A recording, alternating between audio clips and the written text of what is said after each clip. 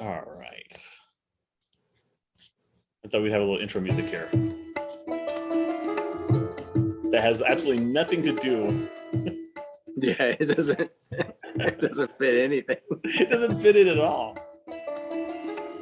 I don't know. It's like a song I made a long time ago that I like, and I just feel like getting in this kind of weird groove. It's called Ravana's Palace, and it's like a song about from the Indian epic, the Ramayana, and Ravana's like this demon kind of king, and he has this palace that's kind of swanky and cool, and he's abducted the wife of Rama, the incarnation of Vishnu, and he's got her trapped in his palace. And so 13th Street is about, being trapped in another world. So yeah, I'm kind of stretching it a little bit there, but oh gosh. Well, it's really cool. I mean, we've been wanting to chat together for forever. And so, now I've roped you into doing it in front of people. Yeah, in front of everybody. So just, hey, heads up to everybody watching. Like, Shane and I have literally never spoken in person. Like, we're not in person right now, but we've never verbally exchanged where everything has just been. We talked on the phone. Oh, you're right. We talked on the phone. That's right. But we've never looked at each other in those eyes. Hey there, Shane. I see you. And we're here on the eve of the publication of book 6 of the 13th Street series. And we want to just talk about all the books and, definitely focus on that one, which is The Fight with the Freeze Ray Fowls. Say that 3 times really fast, everybody, right now. All the titles have been really alliterative. Wasn't it a cool idea? I mean, I can't take credit for it because that's an idea that HarperCollins came up with. But Battle of the Bad Breath Bats. This is fun to say. Yeah. And just anything that says bad breath in it, kids love that kind of stuff, right? The fire breathing ferret fiasco. That's also kind of tough to say. Clash of the cackling cougars. Oh, it sounds like you're hacking up your lung. That was still my favorite, I think. Yeah, it's the dad jokes. That was just so much fun to write. And the Shocking Shark Showdown. I don't have book 5 in front of me, but that is the tussle, right? Tussle with the Tooting Tarantulas. That's just an awesome title. I did come up with that title, I think. Yeah. And I kind of felt like once I came up with that title, I could retire. That was the pinnacle. All of those years of studying English and learning multiple languages and so forth, had all been condensed into writing that title, Tussle with the Tooting Tarantulas. I'm gonna tell that story again because I'm sure not everyone that's gonna watch this has heard it. But when I got the notes for that, and the AD was like, "I think tooting is passing gas, but I'm gonna get confirmation." Let me get confirmation from the author. She wasn't. It's so. I love it. She's just a nice lady. It was just like, I don't know what that was. That the art director that yeah. Oh, that's great. So for those of you who don't know what 13th Street is, it is a chapter book series, which means it's for readers ages 5 to 9. Although I suspect that people older than that can read it. And I get feedback from parents all the time who are like, oh my God, I'm reading this series to my kid for bedtime. And I just am dying laughing the whole time. And I love it. And I'm I'm entranced by it. So yeah, I think that older readers, even kids in middle school and maybe even kids in high school, will find something like it. It might be one of those guilty pleasures that you hide behind your Spider-Man comic or whatever. So, but the premise is that there are these 3 cousins who live in South Texas. I'm from South Texas. My name is David Bowles. Totally getting everything out of order here. I'm the author, David Bowles. And these 3 cousins, they are invited to spend the summer with their aunt in the nearby city, city of Gulf City. They're from the little town of Nopalitos, and so they're kind of awed by the big city. And going to the municipal pool one day, they take a wrong turn, basically, to follow the directions of this seemingly sweet old lady, and they end up on this this endless street called 13th Street. No exit. All the windows are boarded up, rusted cars, dark skies, and monsters everywhere, monsters. And they have to figure out like, how the heck do you get off 13th Street? And it was just, it's just a really, really clever idea. The idea itself, and I think this is an interesting moment to talk about what intellectual property is. Intellectual property basically means like a creative idea that somebody's come up with, right? It could be something that's already been made into books or TV series or movies, like Batman, for example, is, you know, intellectual property of DC Comics. Or it could be an idea that a publisher comes up with that they would like someone else to develop for them. And so HarperCollins came up with this idea of the series 13th Street. And they knew that they wanted there to be these three kids. They knew their names, their first names, Malia, Ivan, and Dante. And they knew that they wanted them to take a wrong turn and end up on 13th Street, and that there would be monsters. Beyond that, they wanted somebody to come in and develop that idea and turn it into a series. They reached out to my agent and asked whether I would be interested in because you kind of like try out for this, right? So if I would be interested in trying out, you know, and the way you audition for this project like this is you kind of do a quick outline and you write a few chapters and you submit it to them. And then if they like the way you're taking the series, then they'll hire you to write the series. And that's exactly what happened. Some of my ideas were to like take the kids and make them cousins, because I grew up in South Texas with a ton of cousins. When I was a kid, like literally all my friends were my cousins. We're a Mexican American family, and there are just like, you know, my dad had you know, two brothers and two sisters, and they all had like multiple kids, and they also had other cousins, and those cousins had kids, and so we had cousins and second and third cousins, and it was just a huge, you know, family that would get together and spend time during the summer and like after school and weekends, holidays, obviously. And so I was kind of like, you know, thinking back on my childhood and how I would like run around with my cousins. I wanted to create something like that, where there would be the one girl cousin who's kind of annoyed at the boys all the time and is kind of the leader, like my cousin Christy Perez was. And then the two boys that get along a little bit better and have a lot of respect for their girl cousin, but they're also kind of like, they're boys. And so they gotta like act like, you know, like they're the tough ones or whatever. And so that was kind of the origin of making them cousins. And because in my family, there are, I mean, we're Mexican American, but there are, you know, people have married outside of the Mexican American community.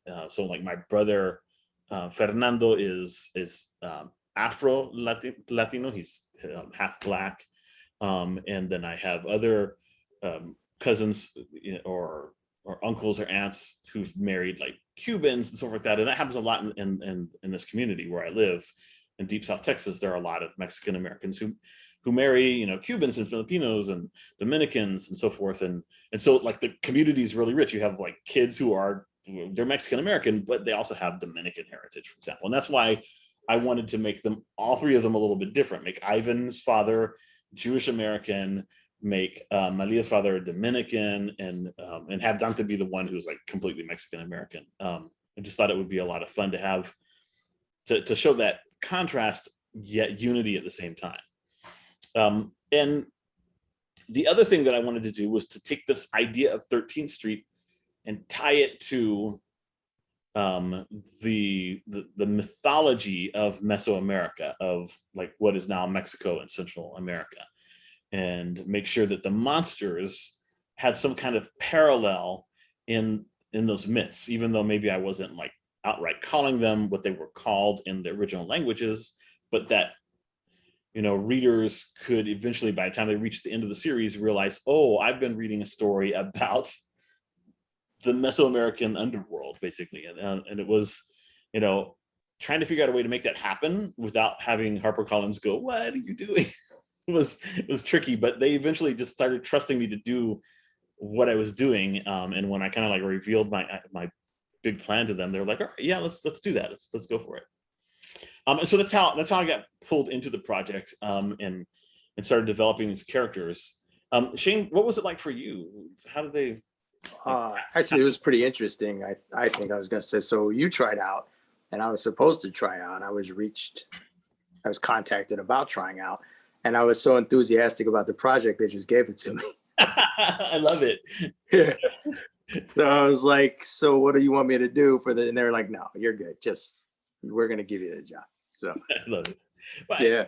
I wonder if it was. I think that's why. I think it was because I was so enthusiastic. I didn't question it or be like, "What do you mean?" But I think that's. Well, I mean, they'd also seen your art, though, too, right? I mean, your art speaks for itself. Yeah, but see everybody's art, and there's more to it than just. I'm assuming it's more to it than just the art. You gotta be the right fit.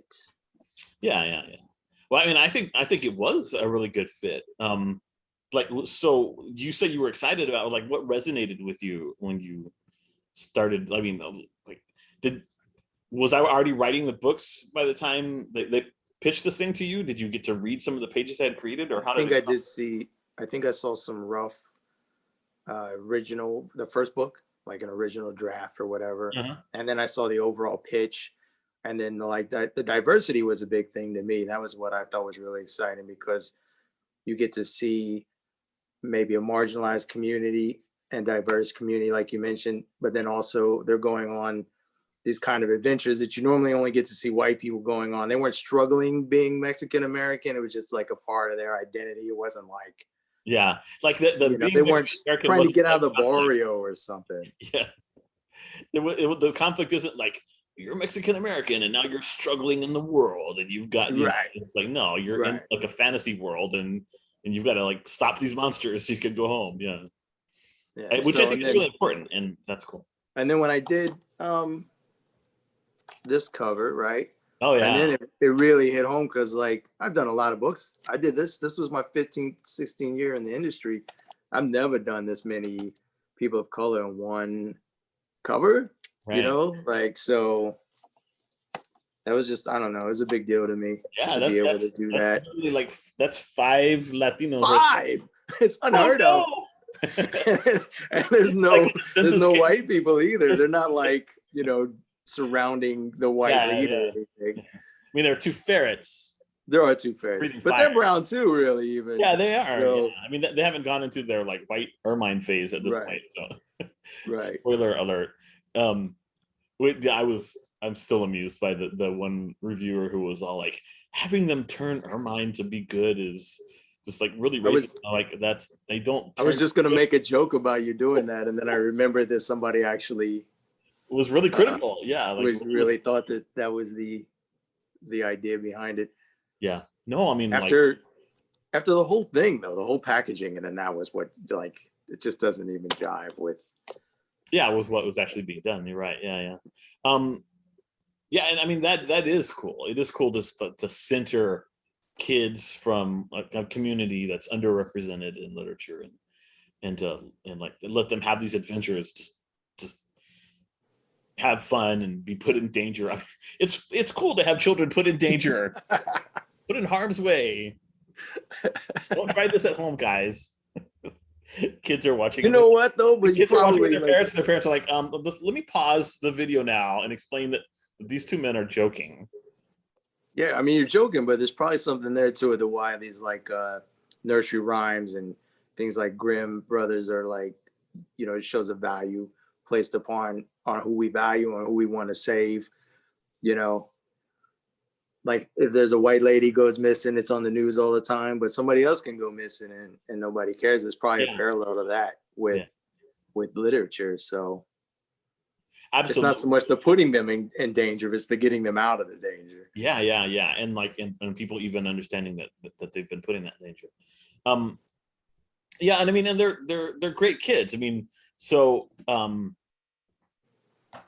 trying to find a good cover to like show them off. So I really love this cover because it doesn't snow down here. This is like when they go on vacation and they end up in a place where it snows. And so Malia, she's like the boss. If you had to like just pick a single word for her, she's the boss. But she's a really, really smart girl who, her father, the backstory that it really doesn't come out in the book very much, but her father is a lawyer and her mom is former military. And she's just, she's a bold, take charge kind of girl. But she's still loves the color pink, and and to look pretty, and to fix her hair up, and to have accessories in her little purse and stuff like that. I mean, and I like the idea of being able to be both those things, because there's so much of a stereotype of the girly girl and then the tomboy or whatever, and Malia's just like, she's not going to fit your stereotype, right? And I also just love her hair. It's just so great to see black girl hair on the covers of books. It's wonderful. And then Ivan, he's like the brains. He loves to read, he loves to study, but that's also kind of like his weakness, right? Because like if it's not in the book, like it's not real to him. He has a hard time taking things on faith, and that's kind of like an arc. And like for Malia, like being the boss means not always trusting your subordinates, right? like wanting to do everything yourself, or order people to do things, and not being willing to trust people to do things on their own. And that's something she kind of has to learn, in addition to like being able to tolerate her male cousins. And then there's Dante, who's like the beauty. He's the cutie in the family. But he's also like really good at video games, and he's got all these other hidden talents. And part of the journey for him is getting past the fact that everybody's treated him like a doll, like this cute little kid that everybody is like, oh, let me pinch your cheeks or whatever. And for him to discover like all the resourcefulness that's really there beneath the pretty exterior is, I think, important. We have a tendency in lots of cultures, but I definitely in my culture, in Mexican American culture, to treat like cute light-skinned kids as if they're like little like angels sent from heaven or whatever. It's a little gross, and I wanted to kind of like play with that and have him learn to push back against the way his family kind of like singles him out and lifts him up just based on his appearance, as if he has any kind of control over that. And so I think he's the one closer to your own personal experience, right? Because he's light skinned, yeah, absolutely. Well, and he's so handsome. Oh yeah. Mm-hmm. Like if you hold the cover up to your face, just like me, yeah, literally. Maybe it's a little. I mean, I'm 51, and he's like whatever. Right. If you assume what 40 years younger than I am. Like, yeah. See, this is when I should be pulling out like baby pictures, and I can compare. What was it like designing them? I mean, those are their characteristics, but honestly, you came up with a design pretty quickly for the characters. Yeah, well, yeah. I mean, I did a lot of research and work before I turned anything in, but yeah, I think it was relatively quick. I mean, there was a lot of like you knew what you wanted to, and you had kind of strong vision for what they were, and so I just had to kind of adapt that. But it was definitely a learning process to try to get across the blended heritage, so that like Malia didn't just look black or just look, Mexican, yeah. kinda, So that was, and then with Ivan, it was just the hair. Every book it just got bigger and bigger. Yeah, no, I love it. By the end, it's like the hair takes over. I wish we had the cover of the. See, this is just me like not being really well prepared. But the cover for the last book, I'm gonna find it right now. I'll find it real quick. Share my screen. But the cover of the last book is just great because his hair is like towers like the tower. It's just, I love it. And with that, when I think about it, it's like as he gets more emboldened and like thinking outside of the box. Here, let me share my screen so people can see it.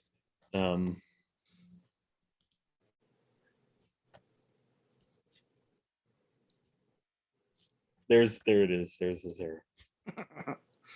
I love it because the hair is like now it's got a life of its own. I almost wish I could go back and do an edit of the yeah, like a time lapse. Yeah. It's just like growing.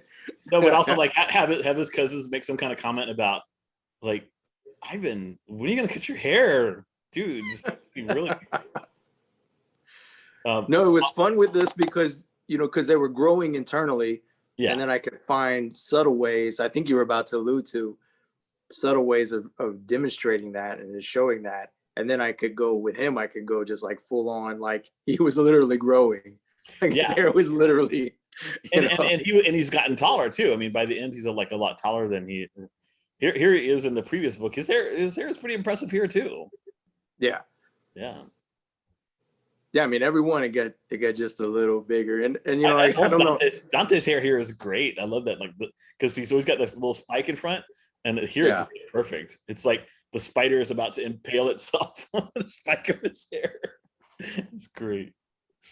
Oh man, it was a lot of fun, and it was a fun challenge, or just having the room, you know, to develop them visually, and then their mannerisms. And you know, part of that with him looking taller or being taller was just kind of what I envisioned.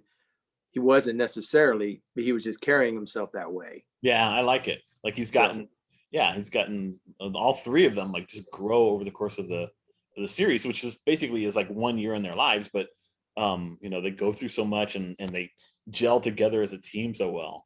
And I thought that was plausible. Like, you know, how many times you know somebody and they go away for 2 weeks and they come back and they look totally different, and it was just what they've experienced. Yeah, you know? Just think about like when you would, you know, it would like be the end of third grade, and everybody would go off for the summer, and you'd come back at the beginning of fourth grade, and like your friend who was shorter than you is now taller than you, and you're like, wait a minute, what happened? Yeah. Because like there was a time in my life when because I'm 5'6" if I stand really, really straight. Like I stand like, but there was a time when I was younger, when I was like maybe a little bit taller than most people, when I was like in second, third, or fourth grade. But then like everybody like shot above me, and like I became like the little shorty guy. Just those Mexican genes, they kept me short. You know, it's interesting like we could talk a little bit about how there came a point where you were designing covers before I was writing, or like as I was like doing a first draft or whatever. And so like I would give an idea, and like explain my vision for it, whatever, and then you would like craft the art. And then sometimes what would happen is you would draw something, and I'd be like, oh, I've got to put that in the book. So like in this one, these tentacles coming out of the sewer, I didn't like ever have a place where I put tentacles coming out of the sewer, but I had tentacles coming out of like lockers in the abandoned school. Yeah. So I was like, I want whatever this is that's living here, I want that to be. Yeah, that's fun. I didn't know that. I didn't know that there was ever that kind of like back and forth symbiosis. There wasn't actually something we communicated on. Yeah, I know. I mean, and it did happen a couple of times where you know, your interpretation of something would make me go, oh, okay. Like your interpretation of the cougars and just like the way you have them, and we had some back and forth, and we could talk a little bit about how we started communicating in a second. But like your portrayal of this, of the part of 13th Street that goes through like a park, made me like rethink some of my descriptions. I've been thinking of it a little bit less like woodsy and a little bit more, you know, just like a park with some intermittent trees. When I saw this, I was like, oh, it was much cooler if there's like literally thick woods on either side of the path, as 13th Street narrows to like this little path through the. Oh, and then that ended up being some of the better scenes, I think, from all of the books. Yeah, there were a lot. It was a lot of fun to write all that stuff about the. Like, I don't think this is a spoiler too much, but this is one of our favorite pages collectively, I think, right? Oh yes! Oh my gosh! No, that wouldn't be there if we didn't. Yeah. Have that happy accident. The Quiet Prince, and it was really fun because, you know, spoiler alert, there's like a reason that 13th Street exists, and it has something to do with this boy Mickey, that is on 13th Street. He's called the Quiet Prince, and there's a reason he's called the Quiet Prince, whatever. And when I started seeing your art, I kept thinking it was like I kept getting this like Anakin Skywalker / Ben Solo kind of vibe of, you know, a kid who is a good kid, but who, you know, like dark things happen to him. And so you're kind of like, you know, I wanted to introduce him and have there be the sense of like, is he a really bad guy? Is he a good guy? Is, you know, what's going on with him? And then have him revealed ultimately to be like a really good kid or whatever. But, and I think your drawing of him like really gets that kind of emo vibe Yeah. down really, really well. And I Yeah. think, And that was kind of what I was thinking, where like his real world emo metalhead persona was what kind of influenced his darkness. It wasn't so much the evilness being reflected with the darkness. It was just like what he was, his style, what he was into. Yeah. Yeah. And I mean, as a kid who, at a point in like during high school was into like heavy metal and stuff like that. And back when heavy metal was, I mean, looking back at it, it seems a lot like lighter and brighter than it when you were living it. It seemed a lot, Motley Crue just seemed like so like dark and whatever. But now you look at Motley Crue and you're like, wow, that's really silly. Yeah. With hindsight, it just seems really silly to me. There are some bands that continue being like cool and metal, even like in retrospect. But it's a way when you're going through an angsty moment in your life, to relieve some of that angst through music that's like darker than you actually are. And it, yeah. So I think it's really cool. I just re-listened to Alice in Chains Dirt after like 20 years. I haven't listened to that. And I was like, now I hear the words as like a grown dad of 2. And I was like, oh, this was a cry for help. Like, like this is not get silly like you were talking about Motley Crue. Yeah. This got darker. Oh, yeah. This was not. And then, I mean, spoiler alert, he really was a cry for help. Yeah, probably. Yeah. I mean, some people were just like, I like the crunchy guitars. And I was like, no, this speaks to my soul. Yeah. And I mean, yeah. And I mean, the singer obviously, like, I can't think of his name right now, but like, obviously, was going through a lot. Oh, Lane Staley, right? Yeah. Yeah. Mm-hmm. And so, yeah. Like I thought you meant listening to it was a real cry for help, but yeah, he was really crying out. Yeah. Yeah. He was in right. bad place. But it was kind of hard to know because the other guy was writing a lot of lyrics too, and he seems okay. Yeah. So relatively, but you can't ever surviving the death of your friend. Yeah. Right. And especially at the time. At the time, he seemed, well adjusted and just into music. But yeah. And so, I mean, that's always, interesting because the 3 of them are like, they're so unmetal. to have them like, they're real cotton candy. Yeah, they're like definitely cotton candy kind of kids. And they're sweet and they're funny and goofy or whatever. And they're a lot of fun. I enjoyed writing them so much. But he's like, older and darker and but then he immediately takes to them and like wants to take care of them and stuff like that. And that big brother kind of dynamic was fun to write as well. And then the whole thing with this dog I thought was really sweet as well. I've had parents message me telling me that the kids are figuring things out as they're reading, and they're like, oh, I'm so happy that they rescued the dog, but oh, that also means that Mickey's gonna have to go home, but I want him to be in the books. So you get a lot of that kind of stuff. I had similar thoughts. Yeah. That's what I was gonna say. When I finished like Mando, or what else have I done lately? Like Spider-Man. Like when I'm done with that book, it's like, yeah, it's kind of a bummer that I can't draw those characters anymore, but they still exist. Yeah. But with this, there was like a real bummer. Like these guys are gone now. Yeah. You know what I mean? Like there was a real, because especially helping to develop them and helping them grow over years. And then when it was over, it was real. Yeah, because we've been working on this for a couple of years now, for maybe pushing 3 years from when I first started. Yeah, that's unbelievable. And it was tough having the books come out during the pandemic. The first 3 books came out July of 2020, right at the height of, we weren't going to be doing any events. We weren't going to be signing books at our local Barnes & Noble. It was just really, really tough. And then the 4th book came out that fall. The 5th book came out this spring. And, I was kind of hoping that, the 6th book coming out, then we would suddenly be able to do things to promote the whole series. But now we've got the rise of the Delta variant, oh gosh. But yeah, I'm hoping that now that all 6 books have come out, that the series will, get garner a greater readership and people really get into it.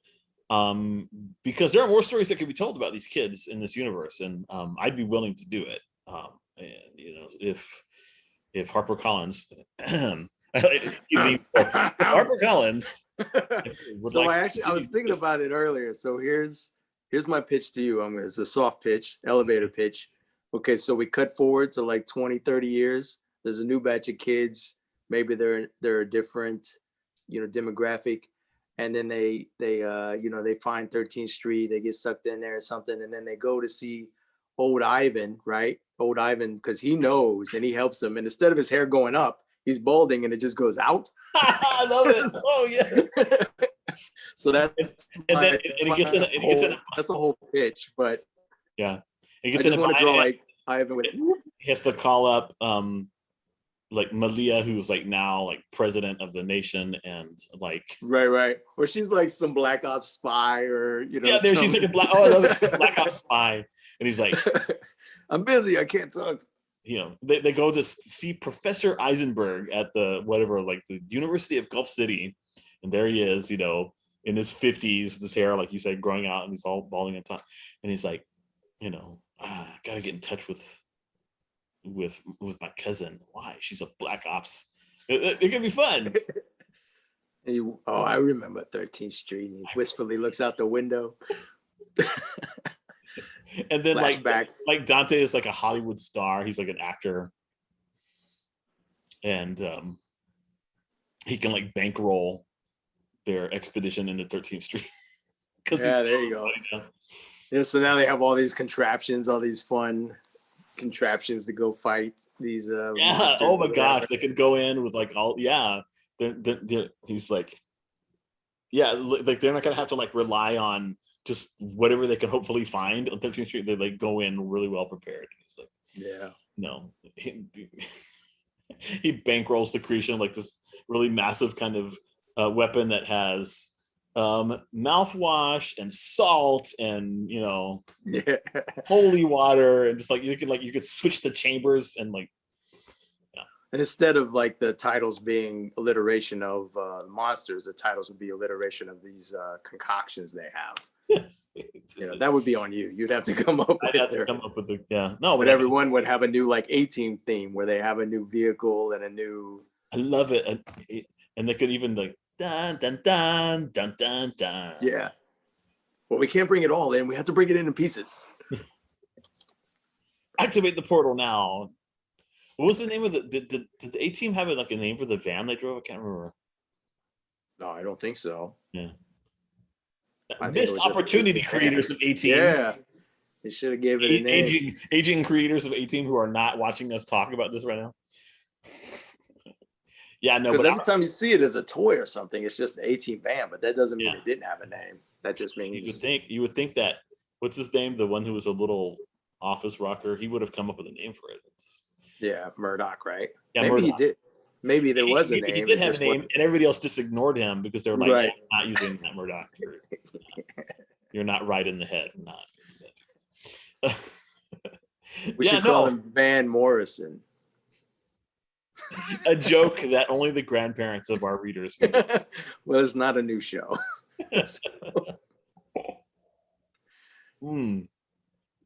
Oh my gosh.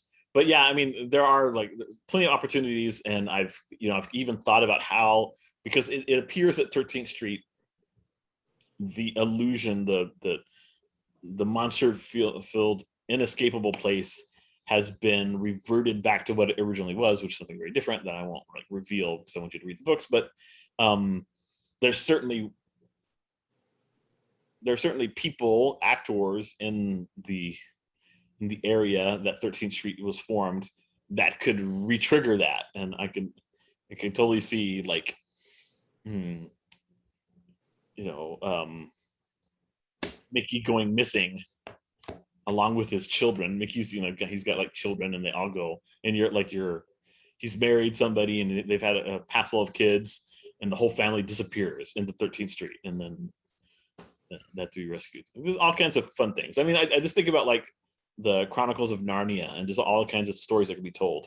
Like you say, it could be different demographics. There's so many things that you could pull in to this world. It was a lot of fun to work in it, and we'll see how things go. But dear viewer, that we we need to sell more copies of it. I mean, I don't have a real clear notion of how many have sold, but like if you have not read these books and you have a young person in your life who you think would be entranced by spooky goofiness, we encourage you to go to your local indie bookstore and buy copies of it, because yeah, they're a lot of fun, and they super positive messages. Yes, there are monsters, but there are monsters. I'm sorry, there are monsters.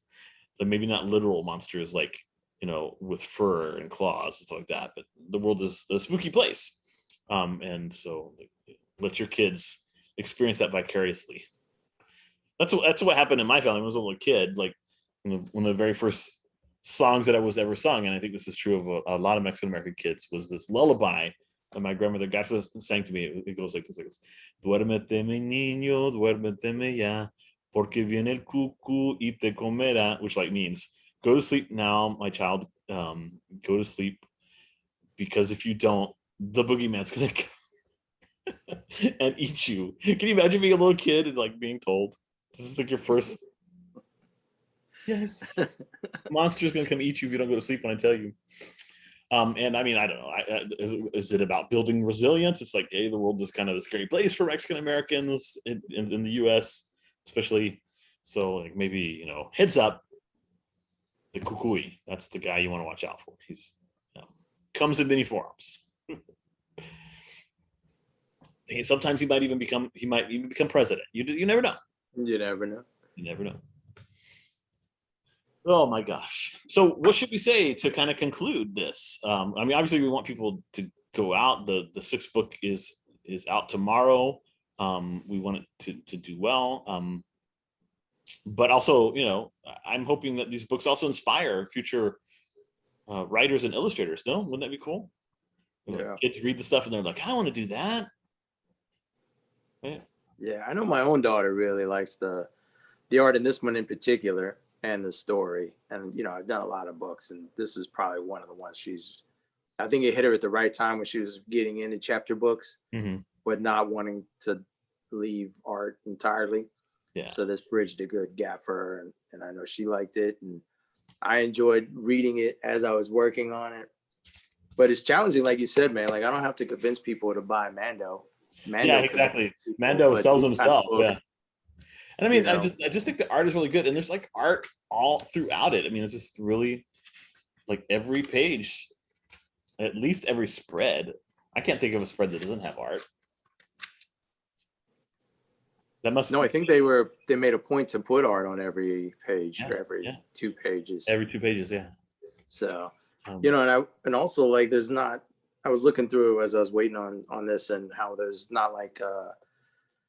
The art direction I felt like was really good, and that all the scenes were either small if they weren't like significant, or they were significant. So every page that has art has like something that was fun for me to draw, which I assume then translates into being fun to look at. I love the bad breath bats.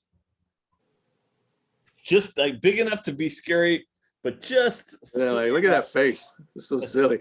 They definitely pushed me on that face. Like I did more of a Batman animated adventures Man-Bat thing, and then they pushed me to make that less scary, please.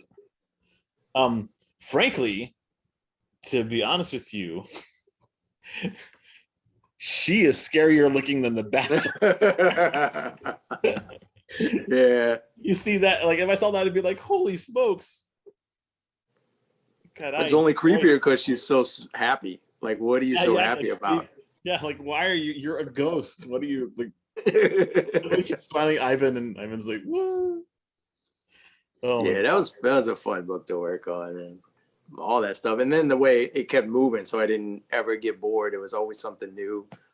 There was always new, fun characters to draw. All that creepy stuff is always fun to draw. Yeah, it is. This is another great character introduction. Yeah, I love that guy. Yeah. Oh me. I saw somebody that not to talk about people behind their backs, but I saw somebody draw a character very similar to that, but he didn't have the jaunty hat. So there you go. The jaunty hat is everything. Look at that. Yeah, look at that. Jaunty hat with the mustache. Oh my God. Like here's this great one. I'll read from this. Omi was with Ivan. He had a huge smile. How do you defeat snatch bats? Ivan asked. No idea. I wouldn't try it, Omi replied. Ivan scratched his head. A skeleton. A ghost girl. Are we dead? The storekeeper poked him in the chest with a bony finger. Ow! Ivan complained. Nope, not dead, Omi said. Just great. I love it. Oh my. And the way they defeat the bats, I mean, I'm not going to give it away, but it's just great. It's so much fun. I really enjoyed the last one too, how it pays off, everything comes back. Oh yeah, that was a lot of fun writing, trying to like bring and have the characters come out. I mean, it was more work for you though, because of like literally it was like 3 books of work back. It was, some of the art direction would just be like, draw everyone ever standing here. And you're like, gee, thanks, David.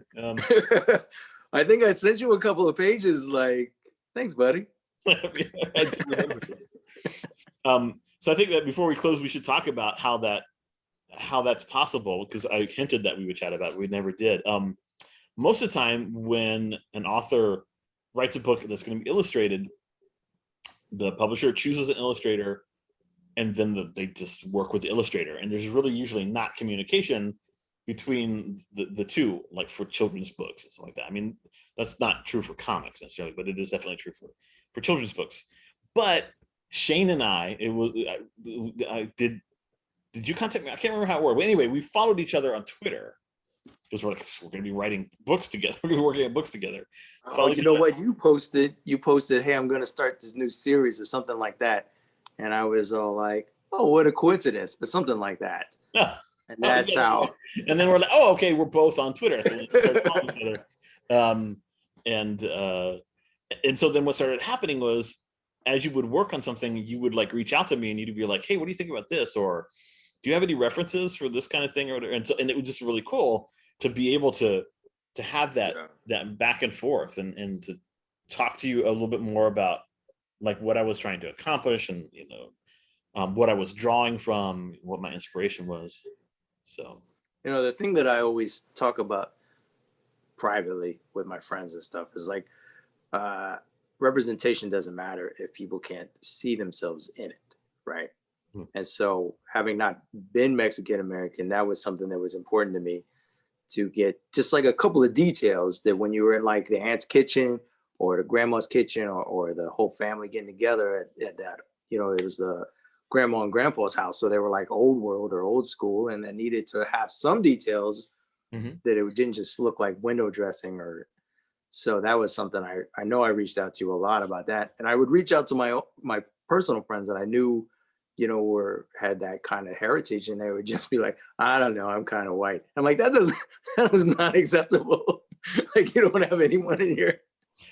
You're like, there's got to be somebody in your family that has something kind of Mexican, and they're like, no, we're like, I just need one, like a pot or a pan or nothing.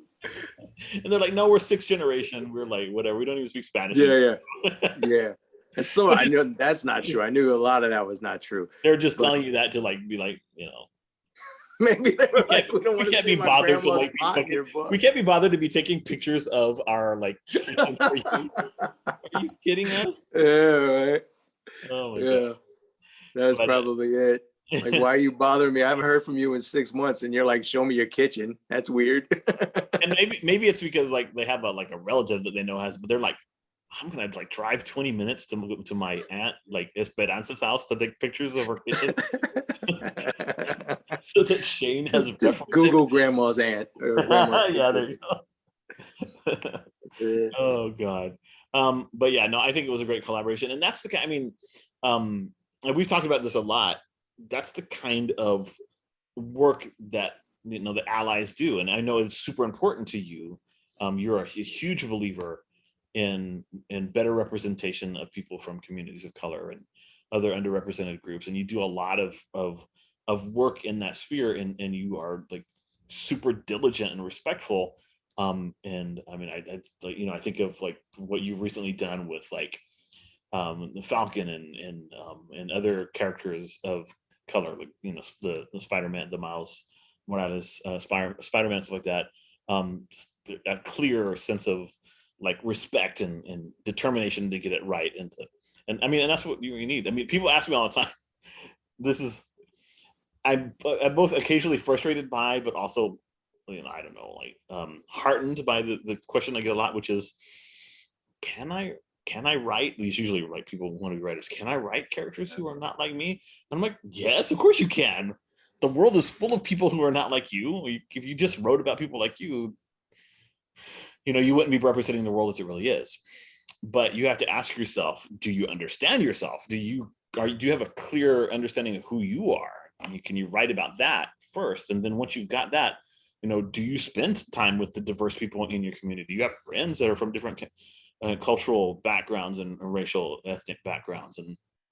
And do you do your due diligence and learn about, what it's like to be from those communities, and spend a lot of time with them and read books by authors from that community, and just try to be empathetic and understanding. And because if you do, then you're going to be in a good place to be able to write about them. But if you just see them as window dressing or something that's cute and interesting, or like, oh, your heart is moved by the plight of these poor little Mexican kids, or whatever it happens to be, if that's your motivation, then don't do it. Please don't do it. But if you're motivated by wanting to represent the world as it really is, and that profound respect and understanding of people from that community, friendship with them, then yeah, heck yes, we need that. That's probably it, though, to answer your question, or to your point, is that they don't. The answer is always no. I don't actually know these people, but I want to write about them, and I want to write about them because I feel bad that I don't know them. Yeah. And that's there's definitely communities that I don't draw enough of because I don't know enough of them that I feel comfortable doing it. And that's another thing that I have to fix in my life, not in my work. And that's harder to do, I think, for it is. And it also, if you're living in an area that geographically is just less diverse, exactly. Whatever, that's always tough. I mean, I think about when the census came out and they were showing where there's growth in populations that are not white or whatever, and you see there are multiple red states in the heartland or whatever, where there's not a lot of growth in non-white, because non-white people are just not moving. They're why would I move to a red state? I mean, and there's maybe not economic opportunities, there's nothing really drawing them there. And so if you live in a place where it's super, super white, and all of the people that are white, I mean, I get that that's hard. But maybe you just write about your community. I don't know what to tell you. Yeah, I feel so I watched Black Widow, that movie, right? So, and it was very jarring. There were a lot of scenes where all of the supporting cast, or the backdrop characters, were all women of color, and there would be 4 or 5 Black women standing over here, and then they would cut to the white women, and the white women would have lines, and it was just I think it would have been better to just not have the Black they were Russian. They could have just all been white, right? And it would have seemed less, weird, and window dressing, almost promoting white supremacy when you have diverse characters and the white people are always on top. That's the literal definition of white supremacy. And and a guy I think it was Tim Burton, it was some things can just have all white people, and he got a bunch of shit for that. But I think, if you want to be a creator and you don't know what you're doing, that's harmful. Yeah, absolutely. I mean, and I think it's something that people have to keep in mind. If you don't have a really, really solid reason for doing it, and if it's just for a monetary reason, or because your heart aches for them, or whatever, those, to me, those are not compelling enough reasons to center your story on. But I definitely think that if you're writing, think about it. If you're writing a story set in Florida, right, and say somebody's writing a story set in the Orlando area, well, you're gonna have Latinx people there. How could you couldn't just write a story about white people? That'd be awfully odd. If you're writing a YA novel set in that area, you'd have to have a diverse cast. It'd have to be Black students and Latino students and Asian American students and all kind of stuff. And it would be, if you just wrote a book, Twilight, that has mainly white characters, set in an area where there are people that are not white, that's also gross. And so you just kind of like weigh the project to think about it. And so, I mean, all of that is just by way of giving you praise for the work that you did. Oh, thank you. I appreciate it. No, it's definitely, I didn't realize that's where that was going. So thank you. No, because this is all things that I think about or I question or, and then there's, there are people that make very valid points on like who should be handling this culture and how much of what I'm handling is representation versus taking over the culture. Like, these are all things that are constantly, and it's an evolving conversation. It's not like just because I did okay on this book doesn't mean that now I have like, I just keep going and do what I want now. And I'm like, well, I did okay there. Like, it changes. And you're constantly, you have to be, interrogating and like, and looking into yourself, whatever. Because I mean, like, although I mainly write about Mexican American characters, I don't exclusively write about them. The sequel to They Call Me Güero, in They Call Me Güero, one of his friends is Korean American, and that character has a much bigger role in the sequel.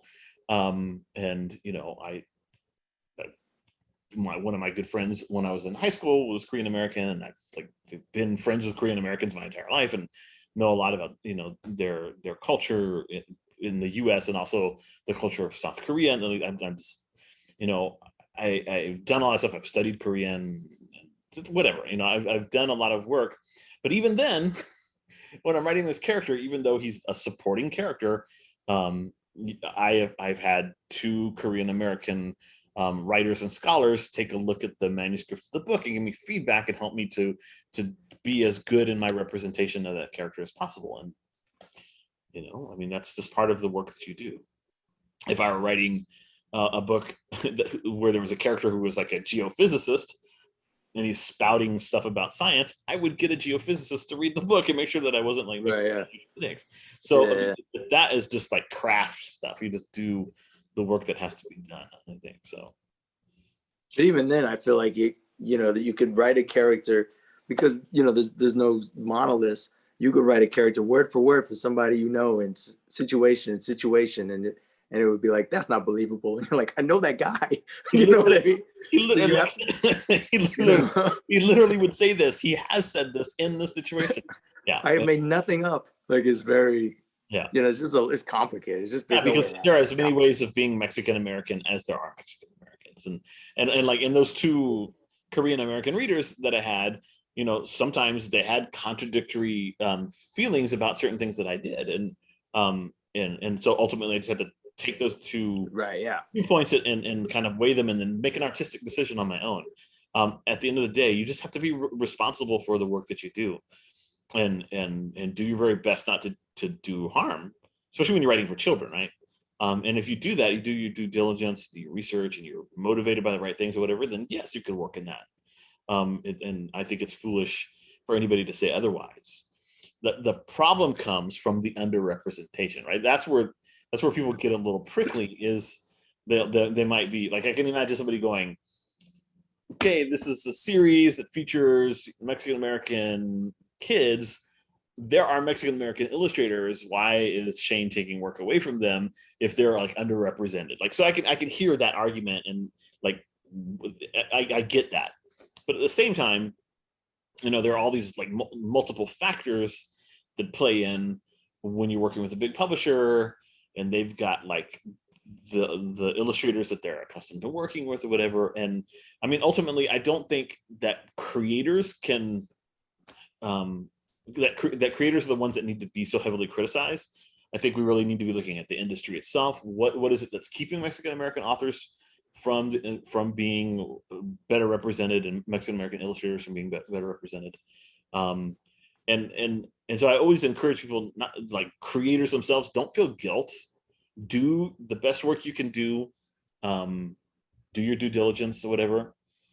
And then, stand up in solidarity with people who are trying to reform the system, because that's what needs to happen, right? It's reform to the publishing industry and the comics industry as well. And we both know that, and we're both advocates of that kind of reform. So, I think I wanted to expand on something you mentioned, because I thought of that frequently, and like, why is Shane drawing Miles Morales? Why isn't this guy, or whatever?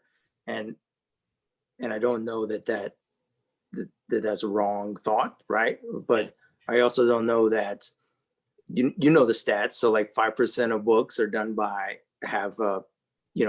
people of color. There's more animals than there are people of color. Yeah. If you only bring in the marginalized artists to work on these books, and then when those books are done, then they go away, and that's the problem to me. The problem isn't that Black people aren't drawing Black characters, or whatever it is that they're not drawing the white characters. So if there's an Iron Man, like I did a Hawkeye book, I did a Just Strange book, and I would be more than happy to draw only white people. But then where is the work for the other people? And then how do I help push the system forward? Then how do I use my work to be an ally if I'm not allowed to draw these people? Right. Then that's a me problem. The industry problem is that these people aren't allowed to draw white characters. Right. But because that's what we need. That's what we want. That's what we need to have happen. We need to have the industry, there be better representation of artists across the board working on all projects. And you're right, this tokenism of, so David FOWLS is Mexican American. He's writing books about Mexican Americans. Let's go find a Mexican American illustrator. He'll illustrate the series and then, like you say, disappear afterwards. Yeah, that's not productive either. Like that's why I'm saying that it's the publishing industry itself that's the problem, not the individual people who are doing the work that they're inspired to do, or that they're capable of doing well. Yeah, and that's what I'm saying. I don't know that me personally being taken out of the equation is going to help anything. No, it's not going to help anything at all. I know that there are definitely maybe some people that shouldn't be there, so I know it's pretty like, it's kind of like, yeah, I think you're right, but I should be able to. I know it sounds like that, but it's true.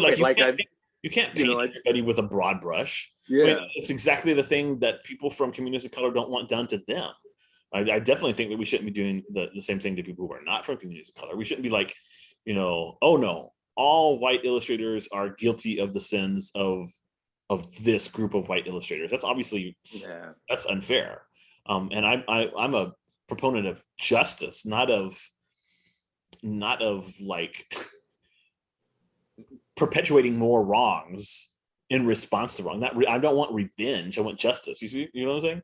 And like to me, that would feel like revenge. Let's cut white writers and illustrators out of the industry altogether, and not let them touch characters from communities of color. That would be revenge instead of justice, and equity and so forth. And it's got to work. And again, it goes back. It's got to work the whole way up. Like I can work with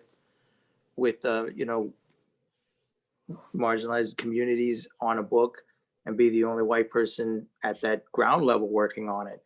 But then the people up top, they're still white. And then the people that I'm working with might not be comfortable saying certain things and pushing certain things up the ladder that I feel like, I could get away with. Right. And so there's other help, and there's other ways to be beneficial other than just drawing the characters, just being there in the room. And I always, again, like in private, always like, there's going to be some white face in the room, and it might as well be mine, because I'm going to do, I'm gonna so until that changes, and when that does change, I'll be more than happy to go draw the Hawkeyes, man. Like, I don't care.